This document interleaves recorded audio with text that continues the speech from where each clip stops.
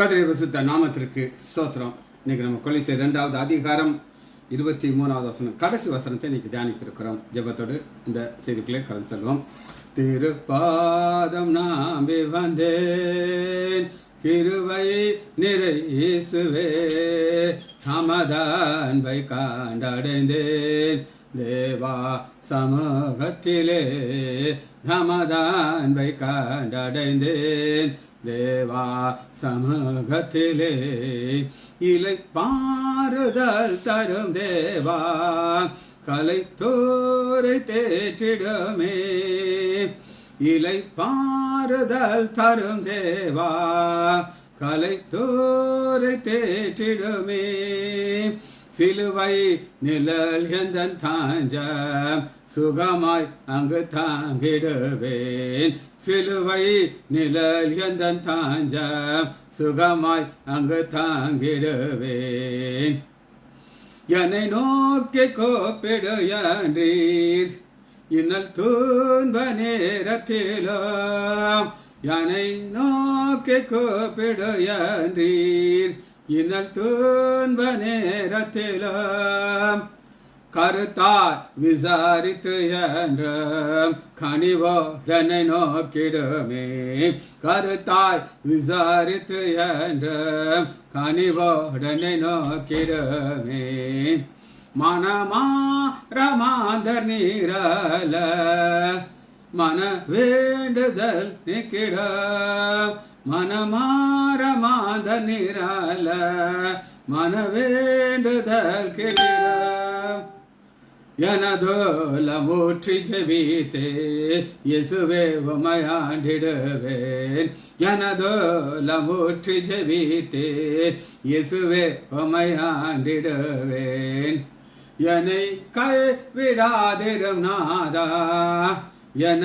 நீந்தை நேரிடினாம், என்னை கைவிடாதிரும் நாதா, என நீந்தை நேரிடினாம், உமக்காக யாவும் சகிப்பேன், உமது பலன் ஈந்திடுமே, உமக்காக யாவும் சகிப்பேன், உமது பலன் ஈந்திடுமே.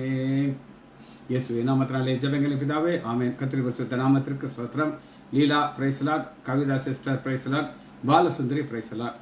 இன்னைக்கு நம்ம கொலோசியர் 2வது அதிகாரம் 23வது கடைசி வசனத்தை தியானிக்க இருக்கிறோம். இப்படிப்பட்ட போதனைகள் அது என்னன்னா 21வது வசனத்துல மனுஷருடைய போதனை படி நடக்கிறது. இப்படிப்பட்ட போதனைகள் சுய இஷ்டமான ஆராதனை, எனக்கு பிடித்ததா நான் செய்வேன், மாயமான தாழ்மை, வெளியில அவங்க உபவாசம் பண்ணும்போது தாழ்மையை பார்க்கலாம், அது மாய்மாலமான தாழ்மை, சரீர ஒடுக்கத்தையும் பற்றி ஞானம் என்று பேர் கொண்டிருந்தாலும், இதெல்லாம் ஒரு தேவ ஞானம்னு ஒரு பேர் கொண்டிருந்தாலும் இவைகள் மாமிசத்தை பேணுவதற்கென்று மற்ற ஒன்றுக்கும் பிரயோஜனப்பட மாட்டாது. பவுல் கொலோசியர் சபைக்கு இதெல்லாம் நடக்கிறதுனால சொல்றேன், நடக்கல சொல்றாரு. இவங்களுடைய ஒரு நோக்கம் என்ன அப்படின்னு கேட்டீங்கன்னா 6வது வசனம் கொலோசியர் 2:6 தான் நடக்கணும். நீங்கள் கர்த்தராகிய இயேசு கிறிஸ்துவை ஏற்றுக்கொண்டபடியே, எப்படி நீங்க ஏற்றுக்கொண்டீங்களோ அப்படியே அவர் மேல் கட்டப்பட்டவர்களாக வேர்கொண்டு நடந்து கொண்டு இதுதான் செய்யணும். ஆனா இதை விட்டுட்டு செய்யணும். சரி, இப்ப இந்த கொலோசியர் 2வது அதிகாரத்துக்கு முடிக்கும் பொழுது 2 வார்த்தையை நான் உங்களுக்கு சொல்றேன். தேவ திட்டம், சத்ருவின் எதிர் திட்டம். யார் யார் எழுதுறீங்களோ எழுதிக்கலாம். தேவ திட்டம், சத்ருவின் எதிர் திட்டம். தேவ திட்டம் என்ன அப்படின்னு கேட்டீங்கன்னா 2வது அதிகாரம் 6வது. இது தேவ திட்டம், காட்ஸ் பிளான். நீங்கள் கர்த்தராகிய இயேசு கிறிஸ்துவை ஏற்றுக்கொண்டபடி அவர் உங்களுக்கு பிரத்யோட்சமாக சிலுவையில் அறையப்பட்டவராக உங்களுக்கு காமிச்சார்.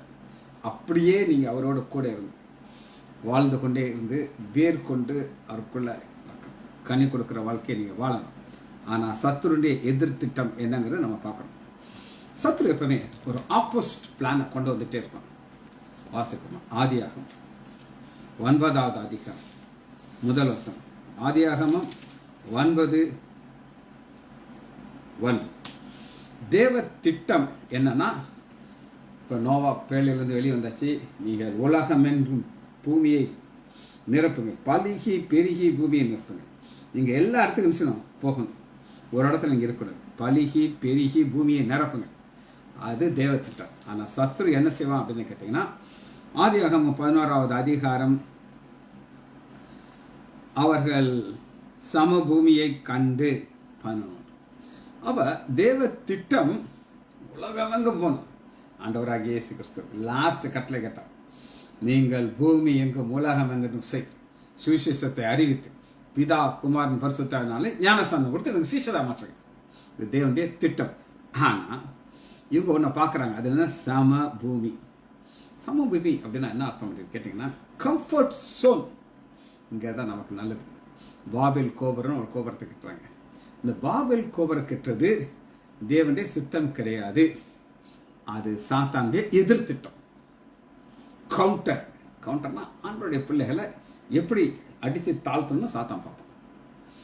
ஒரு பாஸ்டர் கொடுத்து நான் உங்களுக்கு சொல்கிறேன், அவர் சொன்ன சாட்சி, அதனால் பிரச்சனையே கிடையாது.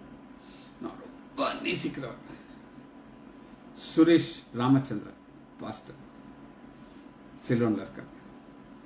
ஒரு சின்ன வயசில், ஒரு 12 வயசில் ஆண்டவர் ஏற்றுக்கிட்டார்.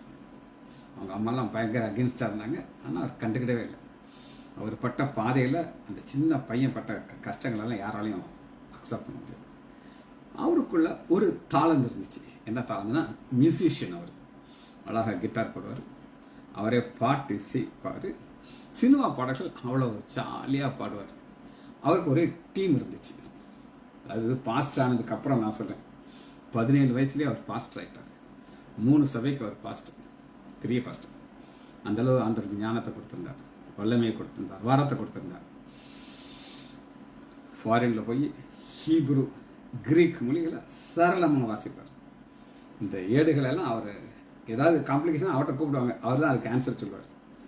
ஆனால் சத்ரு எதிர் திட்டம் போட்டான். அது என்னென்னா மியூசிஷியன். இவருக்கு ஒரு டீம் இருப்பாங்க, அழகா அங்கே போய் நிறைய சினிமா பாடல்களில் பாடுவாங்க. பாடி பாடி பாடி பாடி எல்லாரையும் சந்தோஷப்படுத்துவாங்க. இவர் சொல்கிறாரு, நான் ரட்சிக்கப்பட்டு பாஸ்டராகி ஏறக்குறைய 2லேருந்து 3 வருஷம் என்னுடைய அழைப்பை நான் பார்த்துட்டேன். உங்களுக்கெல்லாம் தெரியாதுங்க, அங்கே மேலே ஏறி ஒரு ஆயிரக்கணக்கான மக்கள் கூட்டிடுவாங்க. சுரேஷ் மியூசிக் அன்னைக்குன்னு சொன்னேன்னா, அந்த அப்ளாஸ் கிளாப்பை அடிக்க அடிக்க எங்களுக்கு கிடைக்கிற சந்தோஷம் அப்படின்னு. ஆனால் இது எதிர்த்திட்டம். ஒரு நாள் முடிவு பண்ணார், இல்லை இது என்னுடைய அழைப்பு கிடையாது, எல்லாத்தையும் தூரப்பட்டுட்டு வந்துட்டார். இதுக்கு தான் சொல்கிறேன்னா, ஒரு தேவ மனிதன் எல்லா வரங்களையும் ஆண்டவர் கொடுத்துருந்தாரு. அவருடைய செய்தி எத்தனையோ செய்தி நான் உங்களுக்கு சொல்லியிருக்கிறேன். சரி, இதுதான் கவுண்டர் பிளான்ங்கிறத நீங்கள் நல்லா புரிஞ்சுக்கணும். சமவெளியை கண்டு ஆண்டோடைய எதிர்பார்ப்பு என்ன? நீங்கள் உலகமெங்கும் போய் சுவிசேஷத்தை பிரசங்கிக்கணும், ஆண்டோடைய திட்டம். அதான் நான் உங்களுக்கு காமிச்சேன். மத்தேயு கடைசி 28வது அதிகாரம் பாருங்கள்.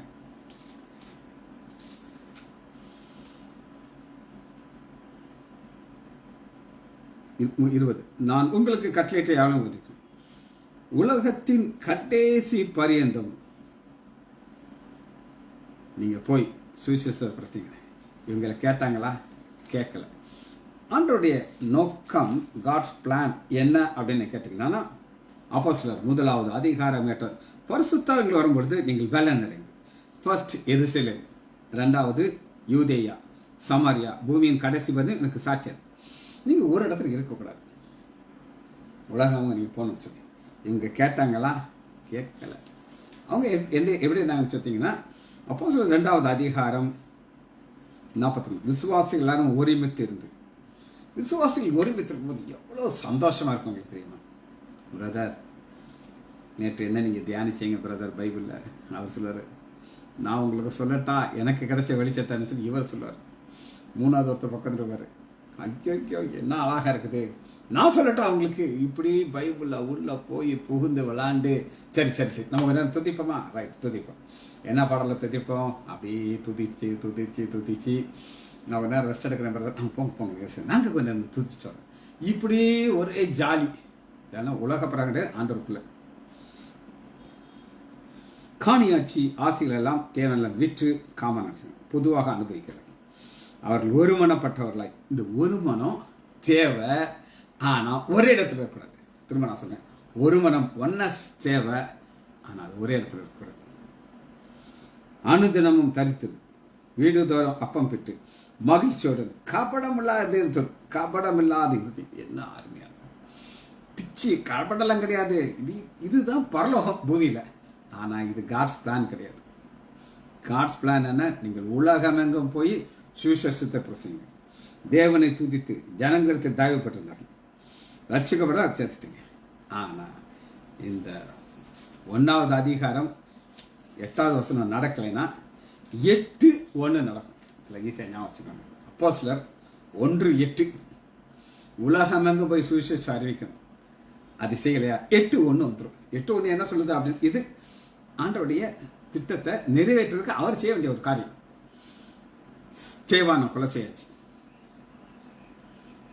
அக்காலத்தில் எருசலேமிலே சபைக்கு மிகுந்த துன்பம் உண்டாயிற்று.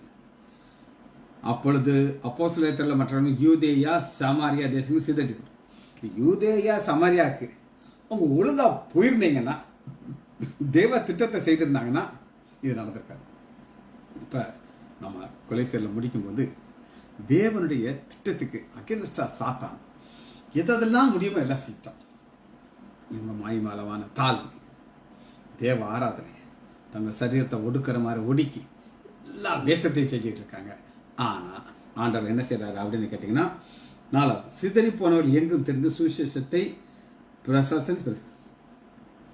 அதாவதுங்க அடி வாங்கினா தான் இதை செய்வாங்க, இல்லைன்னா கிடையாது. அதாவது நல்லா தான் இருக்கும், ஒன்றா இருந்து நல்லா சாப்பிட்டுக்கிட்டு ஆண்டவர் துவச்சிட்டு. ஆனால் உலகமெங்கும் போய் நீ என்ன சுவிசேஷத்தை அறிவிக்கணும். 8வது அந்த பட்டணத்தில் மிகுந்த சந்தோஷம் உண்டாயிற்று. ஏன் மிகுந்த சந்தோஷம் உண்டாயிடுச்சுன்னா, தேவனுடைய திட்டம் நிறைவேறும். சரி, ஒவ்வொருத்தருக்கும் ஒரு பாதை வச்சிருக்கிறார். ஒவ்வொருத்தருக்கும் ஒரு பாதை. ஆதியாகமம் 26வது அதிகாரம்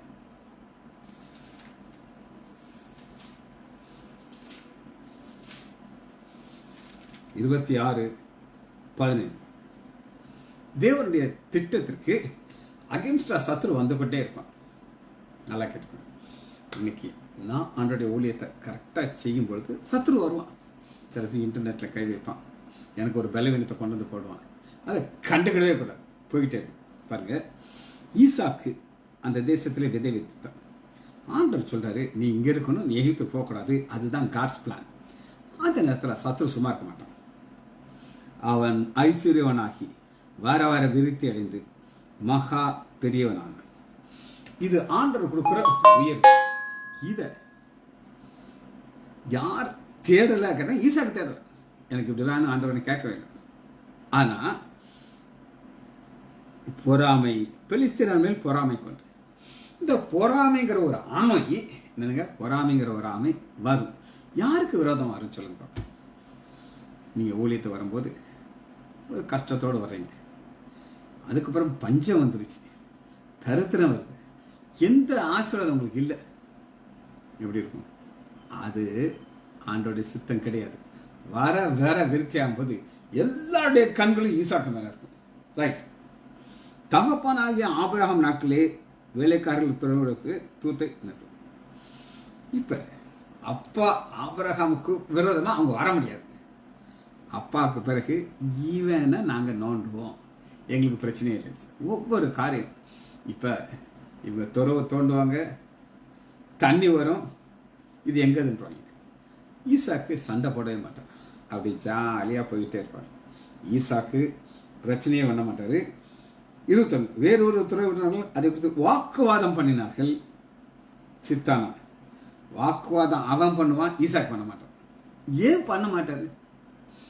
எனக்கு தெரியும், நான் கையிட்டு செய்த காரியத்தை ஆண்டவர் ஆசைத்திருப்பார், அதனால கண்டுக்கிடாமல் போய்கிட்டே இருப்பார். சரி, இந்த பாதையில் போகும்பொழுது என்ன அடுத்து நடக்கும் அப்படின்னு கேட்டிங்கன்னா, நமக்கு ஆண்டவர் ஒரு வாக்கு கொடுக்கிறார். அது என்ன வாக்கு அப்படின்னு கேட்டிங்கன்னா, அப்போஸ்தலர் 4வது அதிகாரம் 27வது வசனம். அப்போஸ்தலர் 4:27 அந்த படியே உம்முடைய கரமும் உம்முடைய ஆலோசனையும் முன்கொத்தவி யாரும் செய்யும்படி. இதாங்க தேவ திட்டம். சத்ரு இதுக்கு அகேன்ஸ்டா வருவான், கண்டுக்கிடக்கூடாது. எனக்கு விரோதமாக எத்தனையோ சத்துருக்கள் வந்தாங்க, நான் கண்டுக்கிடவே இல்லை. அதை குறித்து பல முறை உங்களுக்கு சாட்சி சொல்லியிருக்கேன். அதனால் இப்போ அதில் போய் டயத்தை வேஸ்ட் பண்ணணும். நிறையா காரியங்கள் நமக்கு தியானிக்க வேண்டியிருக்கு. அந்த படியே எந்த படியே கூடுறாங்க. இங்கே என்ன ஒரு முக்கியமான ஒரு காரியத்தை நீங்கள் பார்க்கலாம் அப்படின்னு கேட்டிங்கன்னா, இவர்கள் ஒருமனப்பட்டு ஆண்டவரை துதிக்கிறாங்க. துதிக்கும்போது அந்தப்படியே உம்முடைய கரமும் உம்முடைய ஆலோசனை முன்குறித்த யார் செய்தி. இது தேவனுடைய திட்டத்தை நிறைவேற்ற அவர் வல்லமை உள்ளவராக இருக்கிறார். சரி, இந்த வல்லமை எப்படி நடத்துவார் அப்படின்னு நீங்கள் கேட்டிங்கன்னா, எத்தனையோ காரியங்களில் ஒரு வித்தியாசமான ஒரு காரியத்தை உண்டு பண்ணுவார். யாத்ராகம் 14வது அதிகாரம் 10வது வசனம். 14:10 செங்கடல் முன்னாடி இருக்கு.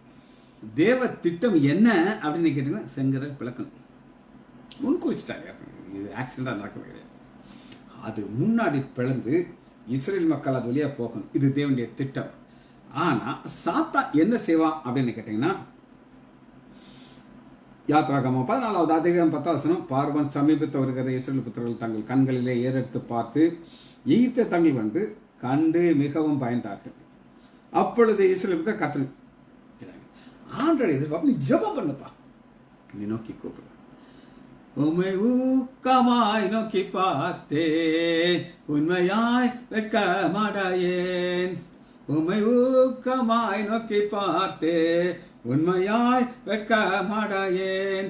எனதோலம் ஊற்றி ஜெபித்தே இயேசுவே உண்மையாண்டிடுவேன். இதுதாங்க நம்ம வாழ்க்கையா இருக்கும். பிரச்சனை வருமா? வரும். நம்முடைய திட்டம், தேவ திட்டத்துக்கு விரோதமாக சாத்தான் இன்னொரு திட்டத்தை போடுவான். ஆனால் அதில் நம்ம பயம் இருக்கக்கூடாது. நம்முடைய வாழ்க்கையை முன்னோக்கி போய்கிட்டே இருக்கும். இது ஒரு பெண், அந்த பெண்ணுக்கு என்ன பிரச்சனை வந்துச்சு அப்படின்னு கேட்டிங்கன்னா, எடுத்துக்கொள்ளுமா, ரூத் எடுத்துக்கொள்ளுங்க.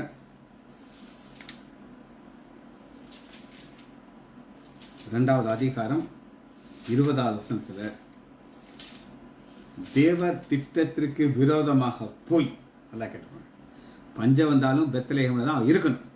ஆனால் பஞ்சம் வந்த உடனே சாத்தா அவ ஏரியாவுக்கு கூட்டிகிட்டு போயிடும், மோவாப் தேசத்துக்கு கூட்டிகிட்டு போயிடும். போனனால இங்கே நம்ம பார்க்குறது என்ன அப்படின்னு கேட்டிங்கன்னா, 19, அந்தபடியே இருவரும் பெத்லகேம் மற்றும் நடந்து வந்தார்கள். அவர்கள் பெத்லகேமுக்கு வந்த பொழுது ஆச்சரியப்பட்டு, நீர் என்னை நகம் என்று மாறாள் என்று சொல்லுங்கள். மாறாள் தேவ திட்டத்துக்கு அகென்ஸ்டா போனால் இதான் ரிசல்ட். கசப்பு. நான் பார்த்துருக்கேங்க, சிலர் நான் சொல்லுவேன், இல்லையா இது தப்பு, இப்படி தான் இருக்கணும், உங்களுக்கு என்ன தெரியும், சண்டை போட்டுட்டு எனக்கு அகென்ஸ்டாக போயிருக்காங்க. அவங்க பேச்சு இதெல்லாம் நான் ஒரு தடவை தான் சொல்லுவேன், 2வது சொல்லவே மாட்டேன். அது யாராக இருந்தாலும் சரி, ஒரு தடவை சொல்லுவேன், 2வது சொல்ல மாட்டேன். ஒரு சில நேரம் நான் லேசாக ஒரு ஹிண்ட் கொடுப்பேன், ஆனால் பேர் சொல்ல மாட்டேன். காரணம் என்ன அப்படின்னு கேட்டிங்கன்னா, கசப்பு வரும்னு எனக்கு தெரியும். அவரே வருஷத்தான் நான் சொல்லலை. ஆனால் என்னையை குறித்து தேவ திட்டம் என்னன்னு எனக்கு தெரியும். சாத்தான் என்னை அதிலிருந்து வெளியே கொண்டு வர முயற்சி செய்வான். நான் சில சமயம் நான் செய்தி கொடுக்க மாட்டேன். போனால் 10 நாளைக்கு முன்னாடி சீரான காய்ச்சல், காலை மதியம் இரவு தூங்கிக்கிட்டே இருக்கும், கண்ணை திறந்து பார்க்க முடியல. அது ஒரு பாதை. அதுக்கு நான் யாரையும் குறை சொல்ல மாட்டேன், சாத்தானையும் சொல்ல மாட்டேன், எவரும் சொல்ல மாட்டேன். அது விளைவினம். தூங்கிட்டேன், முழித்தேன், காலையில் எந்திரிச்சேன், மெசேஜ் கொடுத்துட்டேன். காரணம்னா இதற்காகத்தான் ஆண்டவர் என்னை உயிரோடு வச்சுருப்பார். ஆனால் தேவ திட்டம் வரும்போது அதே நெகேமியா என்ன செய்யறான்னா, 4வது அதிகாரம், நெகோமி அந்த பிள்ளையை எடுத்து தன் மடியில் வைத்து அதை வளர்க்கிற தாய். ஆனால் இப்போ கசப்பு இருக்கா போயிடுச்சு. ஏன்னா அந்த மாமிச திட்டத்தெல்லாம் விட்டுட்டு தேவனுடைய வீடாகிய அப்பம் பெத்லகேமுக்கு வந்த பிறகு அந்த ஆசீர்வாதம் கேட்டுக்கோங்க. தேவ சித்தம் என்னன்னு நமக்கு தெரியணும். பவுல் உங்களுக்கு தெரியும், தேவனுக்கு விரோதமாக அவருடைய பிள்ளைகளுக்கு எப்படியெல்லாம் கஷ்டப்பட முடியுமோ கஷ்டப்பட்டார். நிருபத்தை எழுதி வாங்கிட்டு அடி உத பின்ன. ஆனால் ஆண்டவர் என்ன செஞ்சார், அவரை பிடிச்சார். பிடிச்சு அவர் வாழ்க்கையில் முடிக்கும் போது எப்படி முடிக்கிறார், முடிவை தான் நம்ம பார்க்கணும். 2 தீமோத்தேயு 4வது அதிகாரம் 16 கர்த்தரோ எனக்கு துணையாயிற்று, கர்த்தரோ எனக்கு துணையாயிரு. இதாங்க ஆண்டவர் நமக்கு துணையாக இருப்பார். சத்துரு வருவானா வெள்ளம் போல வருவாங்க, சும்மாலாம் வர மாட்டான். ஆனால் ஆவியானவர் கொடியேற்றுவார். ஏன் கொடியேற்றார்னா இது ஏன் பிள்ளை, நீ தொட முடியாது. வெள்ளம் போல் சத்துரு வந்தாலும் அவர் கொடியேற்றுவார். கர்த்தர் எல்லா தீமையிலும் என்னை ரட்சிக்கிறது அவர் வேலை. தீமை வருமா வரும், ஆனால் தொட விட மாட்டார். பிஜேபி வரட்டும், ஆர்எஸ்எஸ் வரட்டும், எவனும் வரட்டும், நம்மளை நேரத்தில் கொண்டு வந்து நிப்பாட்டிடுவார். அதை எஸ்கேப் பண்ண முடியாது, நிறுத்திடுவார். அங்கே அவங்களை ஆச்சரிக்கிறது எல்லாரும் பார்த்து ஆச்சரிப்பாங்க. என்னடா நம்ம என்னென்னலாமோ கற்பனை பண்ணிட்டு வந்தோம், ஆனால் தலைகளாக மாறிடுச்சுன்னு சொல்லி தம்முடைய பரம ராஜ்யம் அடையும்படிக்கு காப்பாற்றுறார். பரம ராஜ்யம் அவருக்கு சதா காலம் மகிழ்ந்தாங்க. இதுதாங்க நம்ம அவரை துதித்து கொண்டே இருக்கணும். என் இயேசு ராஜா சாரோனின் ரோஜா, உம் கிருபை தந்தாலே போதும், அலை மோதும் வாழ்வில் அலையாமல் செல்ல, உம் கிருபை முன் செல்ல அருளும். அலை மோதும், அலை அடிக்கும், காதல் குந்திக்கும், எல்லாம் நடக்கும். ஆனால் நம்ம என்ன செய்யணும், அப்படி ஸ்டடியாக போய்கிட்டே இருக்கணும். இது தேவனுடைய திட்டம். எனக்கு கர்த்தர் துணை நின்றார். துணை நிற்கிறது அவர் வேலை. ஆனால் நாம் வேலை என்ன அப்படின்னு கேட்டிங்கன்னா தொடர்ந்து ஓடிக்கொண்டே இருக்கும். எதிரான திட்டம். இப்போ என்ன ஒரு பெரிய காரியம் தெரியுமா உங்களுக்கு, எவ்வளோ பிரச்சனை தரும், சமாதானம் இருக்கும். இந்த சமாதானம் ஒருவரும் உங்களை விட்டு எடுக்க முடியாத சமாதானம். சரி, எடுத்துக்கொள்ளாமா. மார்க்கு 16வது அதிகாரம், மார்க்கு 16வது அதிகாரம் 12வது வசனம். மறுரூபமாய் தரிசனம் ஆனார். ஏன் மறுரூபமாக தரிசனம் ஆறார் அப்படின்னு கேட்டீங்கன்னா, சீஷர்கள் நம்பிக்கை கருகிடக்கூடாது. நம்பிக்கையோடு அவரோட கூட இருந்தாங்க. 3 வருஷம் அவர் எங்கே போனாலும் கூட வருவாங்க. எல்லா இதுலேயும் கஷ்டத்தில் எல்லாம் கூட நின்னாங்க, வேதனைகளை கூட இருந்தாங்க. இப்போ அவர் மறித்துட்டார். இப்போ மறித்த உடனே அவருடைய நம்பிக்கை கருகக்கூடாது. அப்பா நீங்கள் எல்லாம் தேவ திட்டத்தில் தான் இருக்கீங்க அது கேட்குறது. திடீர்னு பேதர் மட்டும் நைஸாக வளையத்துக்குவார், பழையபடி போவார், விட மாட்டார். நீ தேவ திட்டத்துக்குள்ள இருந்து உன்னை நான் மனுஷனாக அப்படிக்கிறதா மாற்றுவேன், ஆனால் நீ என்ன செய்கிற, வலையை தூக்கிட்டு கொஞ்சம் பேர் அவங்க கூட கூட்டிகிட்டு போயிட்டேன். போய் மீன் பிடிக்க போவா, ஆனால் 0 முட்டை. அந்த முட்டை கிடைக்கும் போது அவருக்கு தெரியும், ஆண்டவர் சொன்னார், என்னை அல்லாமல் உங்களால் ஒன்றும் செய்ய முடியாது. ஆமாம் ஆண்டவரே, நாங்கள் ஒத்துக்கொள்கிறோம். தேவ திட்டத்திற்கு விரோதமாக சத்துரு போடுற திட்டத்திற்கு ஆண்டவர் ரிசல்ட்டை 0 ஆக்கிட்டோம். இதுதான் ஆண்டவர் கொண்டு போகிற ஒரு பாதை. சரி, தாவீது குடும்பத்தை குறித்து ஆண்டவர் ஒரு திட்டம் வைத்திருந்தார். அது என்ன திட்டம் அப்படின்னு கேட்டீங்கன்னா,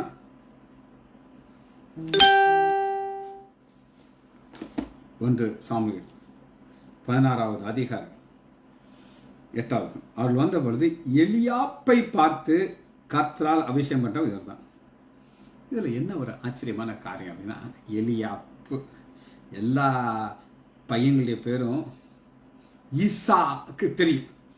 ஆனால் 11வது வசனத்தில் தாவீதுங்கிற பேரை மறந்துட்டார். உன் பிள்ளைகள் இவ்வளவுதானா என்று ஈசாயை கேட்டபொழுது, அதற்கு அவன், இன்னும் எல்லோருக்கும் இளைவன் ஒருவன் இருக்கிறான், அவன் ஆடு மேய்த்து கொண்டிருக்கிறான். ஒருவன் இருக்கிறான், பேர் மறந்து போச்சு. இப்போ என் கூட சரஸ்னு ஒரு பொண்ணு இருப்பாள். சரஸ்வதின்ட்டு நான் ஒரு நாளைக்கு ஒரு 10 தடவை 20 தடவை கூப்பிடுவேன். இதை செய்யுமா, அதை செய்யுமா, அந்த வேலையை பாரு, இதை பாரு. நேற்று ஒரு ஒரு செய்தி எழுத வேண்டியிருந்துச்சு காப்பி பண்ணுறதுக்கு. அதை நான் சொன்னேன், எல்லாம் செஞ்சு கொடுத்தா. அவள் என் கூட இருக்கிறவர் பேரை மறக்க முடியாது. ஆனால் என்னை விட்டுட்டு சிலர் போயிட்டாங்க. அவங்க இங்கே ஃபேஸ்புக்கில் வரும்போது எனக்கு அவங்க பேரெல்லாம் தெரியும், அவங்க யாருன்னு தெரியும், யார் வாட்ச் பண்ணுறாங்க தெரியும். ஆனால் நிறைய பேர் விட்டுட்டு போயிட்டாங்க. அவங்கள பேரையும் மறந்துடுவேன், முகப்போது மறந்துடுவேன். ஆனால் அந்த மாதிரி மகன் தாவீது எங்கே இருப்பார் அப்படின்னு நீங்கள் கேட்டிங்கன்னா ஒரு ஆட்டு கூடாரத்தில் இருப்பார். அநேகம் அங்கே சாப்பாடு வந்துடும் நினைக்கிறேன். யாராவது ஒரு வேலைக்காரன்ட்ட போய் அந்த ஆடு மேய்க்கிறன்ட்ட போய் இதை கொடுத்துட்டு வா அப்படின்னு சொல்லி கொடுத்துருவாங்க. இதை வாங்கிக்கிட்டு அதை சாப்பிட்டுட்டு அங்கேயே அவர் வாழ்ந்து ஆடோடு இருக்கார். அப்பா முகத்தை பார்த்து பல வருஷங்கள் ஆச்சு. வேலைக்காரன் வருவான், நியூஸ் கொண்டு வருவான். இப்போ அப்பாட்ட போய் உங்கள் கடைசி பையன் பேர் என்ன? அவன் ஆடு மேய்த்து கொண்டிருக்கிறான், பேர் மறந்து போச்சு. இதுதாங்க தேவ திட்டத்தில் வரும்பொழுது உங்கள் சொந்த தகப்பனை உங்கள் தர வரணும். நீங்கள் அதை குறித்து கவலையே படக்கூடாது. ஆனால் ஆண்டவர் என்ன செய்வார் அப்படின்னு கேட்டிங்கன்னா, சங்கீதம் 89வது அதிகாரம் நம்முடைய பரம பிதா ஒருத்தர் இருக்கிறார். 26 சங்கீதம் 89:26 அவன் என்னை நோக்கி நீர் என் பிதா. தாவீதுடைய சொந்த அப்பா ஈசா பேரை மறந்துடுவார். அவரை மறப்பார்னு தாவீதுக்கு தெரியும். அதனால என்ன சொல்கிறார்னா, அவன் என்னை நோக்கி நீர் என் பிதா, என் தேவன், என் ரட்சிப்பின் கண்மலை என்று சொல்லுவான். ஆண்டவர் தெரியும் எப்படி என்ன சொல்லுவான்னு சொல்லி. பார்த்தீங்களா, இதுதான் தேவனுடைய திட்டம். உம்மை ஊக்கமாய் நோக்கி பார்த்தேன், உண்மையாய் வெட்க மாடையேன், தமது முக பிரகாசம் தினமும் என்னில் வீசிடுதே. 7வது வசனத்தை நான் வாசிக்கிறேன். 89:7 தேவன் பரிசுத்தவான்களுடைய ஆலோசனை சபையிலே மிகவும் பயப்படத்தக்கவர், தம்மை சூழ்ந்திருக்கிற அனைவராலும் அஞ்சப்படுறது. சூழ்ந்திருக்கிற அனைவரும் அவங்களுக்கு தெரியும். இந்த தாவீது ஒரு பையன் ஆளே இது பார்க்காத ஒருத்தன் கோலியத்தை அடிச்சுட்டானே, இப்போ ஃபேமஸ் ஆயிட்டானேன்னு சொல்லி சூழ்ந்திருக்கிற அனைவரும் ஆண்டவர் உயர்த்துவார். இதுதான் தேவன் தம்முடைய பிள்ளைக்கு கொண்டு போகிற ஒரு பாதை. 89:20 என் தாசனாகிய தாவீதை கண்டுபிடித்தேன். இதாங்க கண்டுபிடிக்கிறாங்க, தேடுறாருங்க, தேடுறாரு. ஏன் தேடுறாரு? இவன் என்னை நோக்கி அப்பான்னு கூப்பிட்டான். இவன் இருதயத்தை நான் பார்க்குறேன். இவன் ஈசாவை பார்த்து அப்பா அப்பான்னு சொல்ல மாட்டான், பார்க்கவே மாட்டான். அவனுக்கெல்லாம் அண்ணன் தான் வேணும். ஆனால் இவன் நான் கண்டுபிடிச்சேன். என் பரிசுத்த தைலத்தினாலே அவனை அபிஷேகம் பண்ணினேன். என் கை அவனோட உறுதியாக இருக்கும், என் போயம் அவனை பலப்படுத்தும். சத்துரு அவனை நெருக்குவதில்லை, கேட்டவனை ஒடுக்குவதில்லை. என்ன செஞ்சாலும் என் பிள்ளையை நான் தொட விட மாட்டேன். அதனுடைய வைராக்கியத்தை நம்ம பார்க்கலாம். பேர் சொல்லி அழைக்க தெரியாத அப்பா, ஆனால் இவர் அப்பா நோக்கி அப்பா பிதாவே அன்பான தேவா அருமை ரட்சகரே ஆவியானவரே. தாவீதுக்கு தெரியும் வீட்டில் ஒரு விருந்து நடக்குது, சாமுவேல் வருவார் அப்படின்னு சொல்லிட்டு. ஆனால் இது தேவனுடைய திட்டம். ஆனால் இது இவருக்காக வராருன்னு தெரியாது.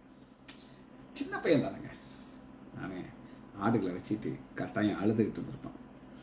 ஆண்டவரே விருது நடக்கல ஆண்டவரே, கொஞ்சம் சாப்பாடாது எனக்கு கிடைச்சா நல்லா இருக்கும்ல ஆண்டவரே, யாராவது அந்த வேலைக்காரன் இன்னைக்கு நல்ல ஒரு விருந்து சாப்பாடு கொடுத்துட்டா நல்லா இருக்குமே சொல்லி அழுதுகிட்டே இருந்திருப்பான்னு நான் விசுவாசிக்கிறேன். ஆனால் ஆண்டவர் என்ன செய்கிறார் அப்படின்னு கேட்டிங்கன்னா, சங்கீதம் 39வது அதிகாரம் நீரே என் நம்பிக்கை. 7வது சொல்லுங்க. இப்பொழுதும் ஆண்டவரே, எப்பொழுதும் அழைப்பெல்லாம் வராது ஆண்டவரே, சாப்பாடு கிடைக்காது, நான் பாம்போல உட்கார்ந்துக்கிட்டு இருக்கேன். இப்பொழுதும் ஆண்டவரே நீரே என் நம்பிக்கை. நீரே என் நம்பிக்கைன்னு சொன்ன உடனே அங்கே ஒரு பெரிய சேஞ்ச் நடக்குது. பிதாவே என்ன சொன்னார்? நீரே என் நம்பிக்கைனாரு. 40வது அதிகாரம் முதல் 2 வசனம். கர்த்தருக்கு பொறுமையுடன் காத்திருந்தேன். குட்டி பையன் வீட்டில் விருது நடக்குது, அப்பாவுக்கு பேரே தெரியாது, அப்படித்தானே. ஆனால் என்னை நோக்கி பிதாவை என்னை கூப்பிடுறான், நான் சும்மா இருக்க மாட்டேன். என்னிடத்திலே சாய்ந்து என் கூப்பிடுதலை கேட்டார். கேட்டார். கேட்டு சும்மா இருப்பாரா? சும்மாலாம் இருக்க மாட்டார்.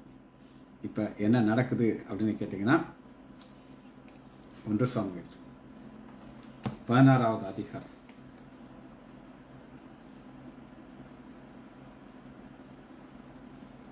12வது 16, 12 ஆண்டவர் சொல்றாரு, சாமுவேலே கெட் அப், எழுந்துரு, நீ எழுந்து உட்கார்ந்துட்டு இருக்காத. நம்ம ஹீரோ வர்றாரு, என் இருதயத்துக்கு ஏற்றவன் தாவீது ஒரு ராஜா வர்றாரு, நீ உட்கார்ந்து மரியாதை இல்லாம உட்கார்ந்துருக்காரு. இவர் எந்திரிச்சிட்டார், யாரும் சாமி எழுந்திரிச்சிட்டார். பின்னாடியே யார் எந்திரிப்பா? ஈசா எந்திரிப்பார். ஈசா மட்டுமா, அவங்க அண்ணன்மார்கள் அத்தனை பேர் எந்திரிக்கணும். ஆண்டவர் சும்மாலாம் இருக்கணும், எழுந்துனா கெட்டப் எந்திரிக்கணும். ஏன் பிள்ளை வர்றான், இனி அப்பானை கூப்பிட்டான், பிதாவை எனக்கு கூப்பிட்டான், சோகமா இருந்தான், அவனுக்கு சாப்பாடு கூட கிடைக்காதுன்னு அழுதுட்டு இருந்தான். ஆனா எழுந்துரு, இவனை அபிஷேகம் பண்ணு, எழுந்து கடா, சும்மா இருக்க முடியாது, அபிஷேகம் பண்ணணும். அப்பொழுது சாமி தைல கொம்பை எடுத்து அவனை அவன் சகோதரர் நடுவே, சகோதரர்லாம் எப்படி இருக்கும் சொல்லுங்க, காட்டமா இருக்கும். இவனுக்கு வந்த வாழ்வாப்பாரடா, நாங்கெல்லாம் எப்படி கம்பீரமா இருக்கும். என் முகத்தை பாரு, நான் தானே ராஜாவாகணும். ஆனா அந்த நேரத்தில் இது தேவனுடைய திட்டம், காட்ஸ் பிளான். அவன் சகோதரர் நடுவிலே அபிஷேகம் பண்ணினாங்க. அந்நாள் முதற்கொண்டு ஸ்டார்ட் ஆகிடுச்சு. இந்த நாள் என்னைக்கு ஆண்டவர் தன்னுடைய திட்டத்தை வெளிப்படுத்துகிறாரோ ஆன்னையிலிருந்து ஒரு சேஞ்ச், அந்த சேஞ்சை மாற்றவே முடியாது. ஆனால் பாதை கஷ்டமாக இருக்குங்க. அபிஷேகம் பண்ணிட்டாருன்னு உடனே எல்லாமே ஸ்மூத்தாக போகாது.